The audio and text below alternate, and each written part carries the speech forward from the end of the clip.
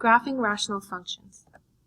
A rational function is a function in the form f of x equal to p of x over q of x. Q of x cannot be equal to 0, and p of x and q of x are polynomials. So basically you have a polynomial in the numerator of the fraction and a polynomial in the denominator of a fraction. The domain of a rational function consists of all values of x for which the denominator does not equal 0. So this problem asks us to find the domain and write it in interval notation. So we want all the values of x where this denominator is not equal to 0. So we're going to take that and set it equal to 0 and solve for the values of x. Now because we have a quadratic in the denominator, we're actually going to need to factor that before we can solve for 0. So let's go ahead and factor this. 0 is equal to, when we factor this, we have x and x, because the coefficient is 1. And then the factors of positive 20, we have 20 and 1, 2 and 10, and 4 and 5. So the ones that add up to positive 9 are going to be positive 4 and positive 5. Then we want to set each of these factors equal to 0. And then we'll get x is equal to negative 4 and x equals negative 5. So we want all the values of x except for negative 4 and negative 5. So when we're writing the domain in interval notation, this is where we use the parentheses and brackets. The lowest x value we could have is negative infinity, all the way up until we get to negative 5. And then we want to union that with negative 5 and all those values up to negative 4. And then we'll union that with all the values from negative 4 up to positive infinity. So as you read this domain in interval notation, what it's basically saying is that we want all the x values from negative infinity up to positive infinity, but not including negative 5 and not including negative 4. Next, let's talk about asymptotes. The vertical asymptote is going to be the equation x equals and then the value that makes the denominator 0. For horizontal asymptotes, we have three different options. If the exponent in the numerator, and that's the highest exponent, is less than the highest exponent of the denominator, so in this example here, you see that the exponent here is 1, and in the denominator it's 2. So 1 is smaller than 2, so we have a horizontal asymptote of y equals 0.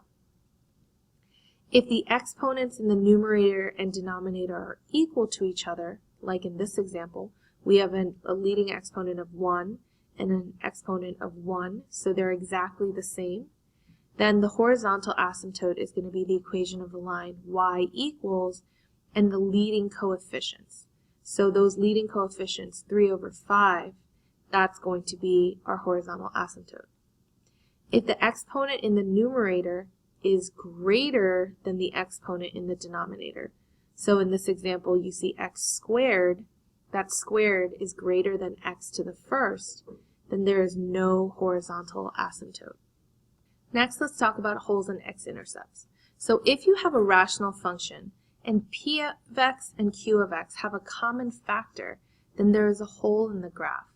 So that's exactly what it sounds like. If you have a graph, as it's going, you have a hole where you don't have any points for that x value, and then the graph can continue. If the common factor is x minus a, then the point a comma f of a is a hole in the graph. So once you find that common factor, you're going to take that value of a and you want to substitute it back into the function to find the y value. The only thing is you have to make sure to substitute that value of a into the simplified function to find f of a. X-intercepts, or the zeros of the function, are the values that make the numerator equal to 0. And again, make sure that we're using the simplified function to find the x-intercepts. So when we're sketching the graph of a rational function, these are the steps that you want to follow. The very first step, factor the numerator and denominator of the function completely. Second, determine if there are any holes in the graph and where they are. So you want to find those common factors, and then when you find it, you want to substitute that back in to find the y value that goes with that x value. Then on your graph, you want to plot those holes. Next, determine if there are any vertical or horizontal asymptotes. So again, vertical asymptotes, you want to find the value that makes the denominator 0, and then horizontal asymptotes, you're comparing the highest exponent of the numerator and denominator. And then you want to graph those asymptotes with dotted lines. Then you want to find the x and y intercepts and plot the intercepts. Graphs never cross through vertical asymptotes, but graphs can cross through horizontal asymptotes. So just keep these things in mind, and you want to keep this out with you as we graph the next couple examples. So let's go ahead and practice graphing the function and stating all the information that we need to fill in below. So if you have your step-by-step notes next to you, we'll use those to work through this. So our very first step is to factor the numerator and denominator. So we have y equal to, in the numerator, that trinomial is going to factor to x minus 4 and x plus 1. And again, in the denominator, I'm just going to put x minus 4 in parentheses to be able to group that. And then we want to find any common factors and cancel those out. So we have an x minus 4 on the top and the bottom. So let me just go ahead and write our simplified equation, which is everything that's left over after we cancel out the final terms. So this common factor that we factored out, the x minus 4, this is our hole, but our hole is actually a coordinate point. So if we set this equal to 0, we get an x value of positive 4. Now, in order to find the y value, we're going to take x equals 4 and substitute it into our equation, the simplified function, to get the y value. So y equals 4 plus 1, and y equals 5. So that means we have a hole at the coordinate point 4, 5. And we can go ahead and plot that right here. So at 4, 5, we're just going to make a hole. Mine is kind of big. It doesn't have to be that big, but just make sure it is a hole. You don't want to fill it in. Next, we want to find vertical and horizontal asymptotes. So the vertical asymptotes are found by the value that makes the denominator 0. However, in our simplified function, we don't have a denominator anymore. So that means we have no vertical asymptote. So you can put none. When we're looking for the horizontal asymptote, we're comparing the exponents.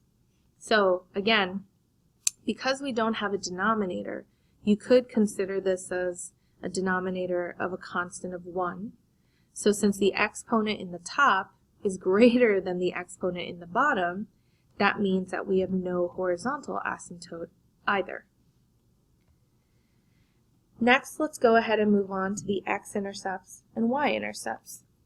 So we find the x-intercepts by finding the values that make the numerator equal to 0.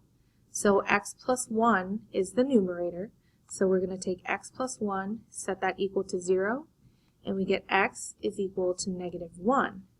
So that is our x-intercept, negative 1, 0, and we can go ahead and plot that. And when we're looking for the y-intercept, remember, the y-intercept is the value for y when x is equal to 0. So we can take our simplified function and we want to find y when we substitute in 0 for x. So our y coordinate is going to be 1. So the point 0, 1 is our y-intercept, and we can plot that as well. Lastly, we want to talk about the domain. So the domain is going to be all of the x values except for where we have vertical asymptotes and holes. So in interval notation, it's going to go from negative infinity up until the hole at 4 joined with 4 up to positive infinity. So when we graph this line, we're actually going to graph, it's a straight line,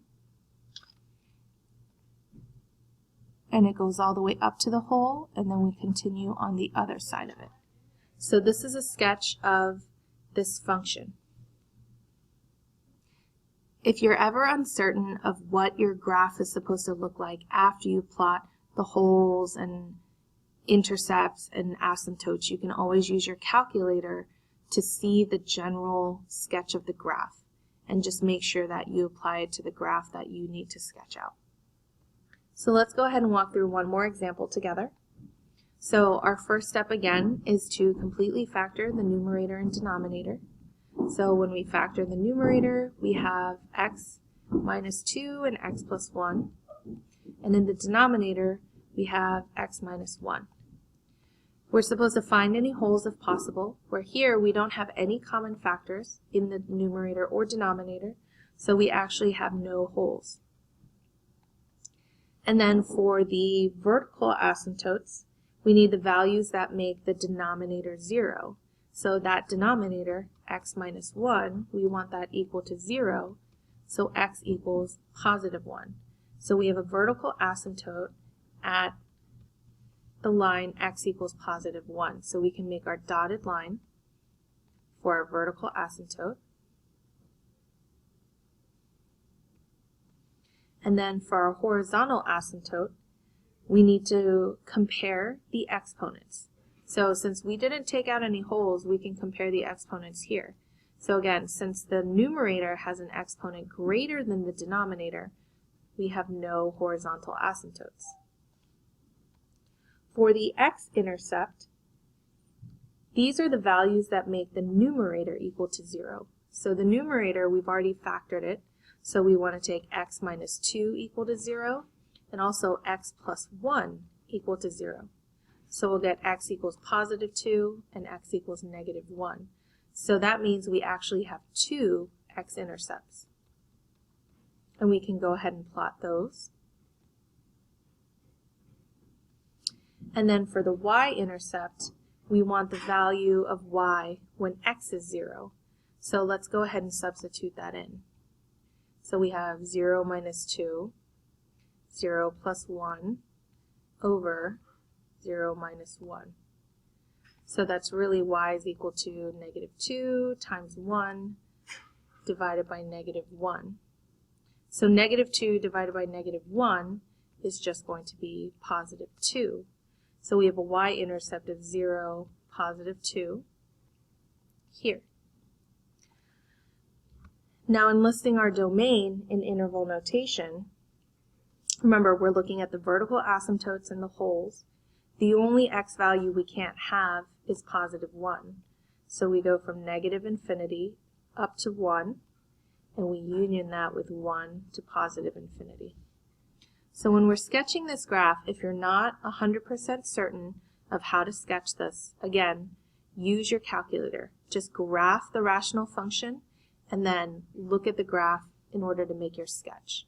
So if you do that, you'll see that your calculator will show you a graph that looks something similar to this. And again, it's just a sketch, but I am looking for all the intercepts, holes, and asymptotes, and a general sketch of the function. That's it for this set of notes. I'll see you in class for more practice on graphing rational functions.